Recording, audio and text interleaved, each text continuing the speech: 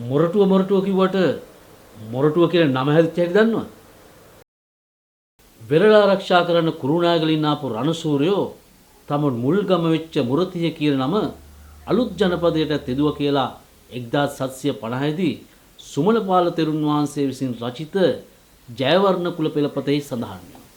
කාලයාගේ ඇවෑමෙන් දැනට කල්දිමුල්ල කියන ප්‍රදේශයේ මේ රණසූරයෝ මුරාටුවක් තනවල තියෙනවා. මේ මුරාටුව නිසාම මුරතිය මොරටුව වුණා.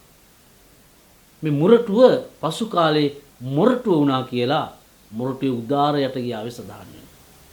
ඒ වගේම තමයි පුරාණ මොරටුවේ විශාල වශයෙන් ගවයෝ ඉඳලා තියෙනවා.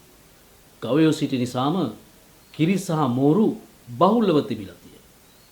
ඉතින් මෝරු වලට සංස්කෘත භාෂාවෙන් කියන්නේ මොරටා කියලා.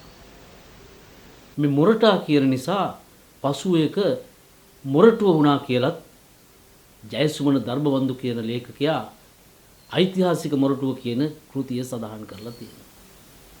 ඔය දෙක විතරක් නෙමෙයි මොරටුව කියන නම හැදිච්ච ජනප්‍රවාද තව තියෙන්න පුළුවන්. ඕගොල්ලෝ දන්න දේවලුත් අපිට කමෙන්ට් කරන්න. ඔබත් මොරටුවේ ඉතිහාසය පිළිබඳව උනන්දුවක් දක්වන කෙනෙක් නම් මිස්ටර් මොරටුව ෆලෝ කරලා තියාගන්න.